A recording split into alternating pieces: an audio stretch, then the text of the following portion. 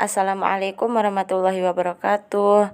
Langsung saja ya, perkenalkan nama saya Siti Zubaidah sebagai pemateri pertama dan rekan saya sebagai pemateri kedua yaitu Muhammad Rizal dengan NIM 20101071.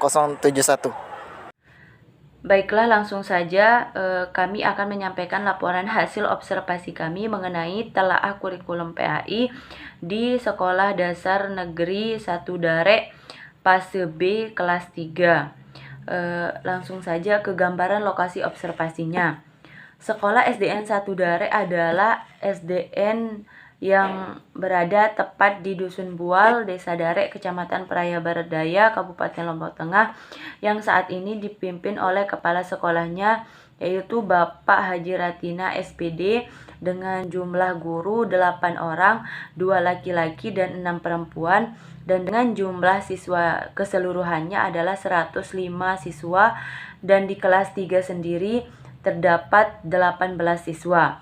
NPSN 502011843, status sekolah negeri, alamat sekolah Dare, Kecamatan Praia Barat Daya, Kabupaten Lombok Tengah, Provinsi Nusa Tenggara Barat, kode pos 83572, akreditasi B, email sdn01@gmail.com, tanggal SK pendirian 30 Agustus 1928, tanggal SK izin operasional 30 Agustus 1928. Status kepemimpinannya pemerintahan daerah. Dan visi misinya adalah beriman, berilmu, dan berbudaya. Sedangkan misinya itu ada 5. Pertama, menciptakan kehidupan beragama yang kondusif. Kedua, menumbuh kembangkan semangat, disiplin, dan kreativitas yang tinggi. Ketiga, mendorong dan membantu siswa menggali potensi dan kemampuan pribadi untuk dapat dikembangkan secara optimal. Keempat, menumbuh kembangkan apresiasi budaya setempat. Dan kelima, menerapkan manajemen terbuka dengan melibatkan peran aktif unsur masyarakat dan warga sekolah. Baiklah, itu saja. Selanjutnya akan disampaikan oleh pemateri kedua. Baiklah, bismillahirrahmanirrahim. Kita lanjutkan ke poin yang B dan C, yaitu poin B tentang temuan observasi dan poin C tentang analisis temuan. Dengan saya sendiri bernama Muhammad Rizal, NIM 20101071, kelompok 4. Di sini sekolah yang kami observasi adalah SDN 1 Dare bertepatan di Kabupaten Lombok Tengah, Praia Barat Daya. Baiklah, saya akan masuk ke poin yang B, yaitu temuan observasi. Yang pertama adalah kurikulum yang dipakai, di mana hasil observasi kami di SDN 1 Dare adalah kurikulum K13, di mana kurikulum K13 ini sudah terintegrasi, yaitu maksudnya di sini adalah suatu model kurikulum yang sudah terintegrasi atau mengintegrasikan skill atau kemampuan peserta didik, themes, concepts, and topics baik dalam bentuk within single disciplines, across several disciplines, and within and across learners. Dengan kata lain, bahwa kurikulum K13 terpadu ini yaitu sebagai konsep dapat dikatakan sebagai sebuah sistem dan pendekatan pembelajaran yang melibatkan beberapa disiplin ilmu atau mata pelajaran atau bidang studi yang memberikan pengalaman belajar bagi peserta didik di lembaga sekolah. Yang kedua adalah kendala kurikulum yang dipakai. Dari hasil observasi yang kami dapatkan bahwa adapun kendala kurikulum K13 ini dari kurikulum sebelumnya KTSP sendiri, khususnya di kelas 3, adalah yang pertama itu awal-awalnya itu siswanya kurang memahami dan menguasai materi yang diajarkan oleh gurunya. Yang kedua, siswanya itu kurang dalam hal membaca.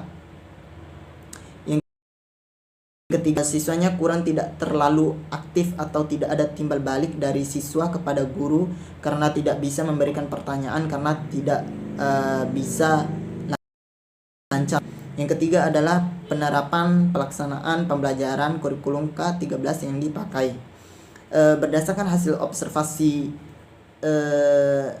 yang saya dapatkan di SDN 1 Darek, bahwa penerapan atau pelaksanaan pembelajaran kurikulum K13 di SDN 1 Darek khususnya di kelas 3 itu tidak terjadi karena dari awal sendiri bahwa kelas 3 ini sudah ditanamkan atau diberikan pembelajaran dengan acuan dalam penerapan K13 sejak dia masih kelas 1. Contohnya, sebelum memulai pembelajaran, siswa lebih dahulu membaca doa sebelum belajar, karena itu adalah suatu pembelajaran bagi anak-anak agar mereka mempermudah mereka dalam memahami pembelajaran yang sedang mereka ikuti.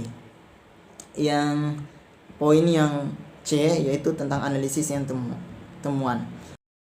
Adapun analisis temuan, yang pertama adalah analisis kurikulum. Berdasarkan hasil temuan observasi yang kami lakukan di SDN 1 Darek, bahwa dapat diperoleh bahwa di SDN 1 Darek itu khususnya di kelas 3 masih menggunakan kurikulum K13. Akan tetapi sekolah ini juga memakai kurikulum Merdeka tetapi di kelas 1 dan 4 saja. Karena juga sedang dalam tahap uji coba. Kurikulum K13 masih menggunakan metode ceramah, tanya jawab, demonstrasi dan diskusi yang di SDN 1 Darek yang sudah berlangsung sejak lama. Yang kedua adalah analisis penerapan atau pelaksanaan pembelajaran. Dari hasil observasi yang kami lakukan di SDN 1 Darek, bahwa dalam pelaksanaan pembelajaran di SDN 1 Darek sesuai dengan pelaksanaan pembelajaran sekolah umum SD lainnya, di mana sekolah sampai dengan hari Sabtu, dan di hari Sabtu biasanya diadakan senam pagi bersama-sama untuk mata pelajaran Penjaskes. Selain itu, pelaksanaan pembelajaran dilakukan dengan memulai mengucapkan salam, membaca doa sebelum belajar, dan lain sebagainya. Yang ketiga, analisis rancangan pelaksanaan pembelajaran RPP dan silabus. Nah, di sini RPP atau rencana pelaksanaan pembelajaran adalah suatu perangkat dalam penerapan proses pembelajaran atau proses belajar mengajar, yang harus dibuat oleh seorang yang berprofesi sebagai guru. Sedangkan pengertian dari silabus yaitu suatu pengembangan kurikulum yang memperlihatkan pokok-pokok dan uraian materi dari silabus untuk mencapai kompetensi dasar peserta didik dalam rencana pelaksanaan pembelajaran dan hasil akhir dari proses pembelajaran yang berlangsung. Nah, selain dari itu, dari hasil observasi yang kami lakukan di SDN 1 Darek, kami melakukan wawancara pada guru PAI-nya langsung, yaitu beliau bernama Ibu Isya SPDI. Beliau berkata dari hasil wawancara kami yang kami dapatkan bahwa mereka belum mengikuti dan tidak sesuai dengan RPP yang diterapkan kelas, sehingga perlu adanya evaluasi dari kepala sekolah tentang kurikulum harus sesuai dengan RPP yang dibuat. Di sisi lain, RPP dan silabus harus dibuat demi melaksanakan proses pembelajaran, karena agar seorang guru dapat berlatih dengan sendiri untuk melaksanakan proses belajar mengajar sesuai yang ditentukan dari RPP dan silabusnya yang dibuat oleh pihak sekolah yaitu dari kepala sekolah dan wakasek kurikulum. Baiklah, demikian hasil observasi yang saya jelaskan.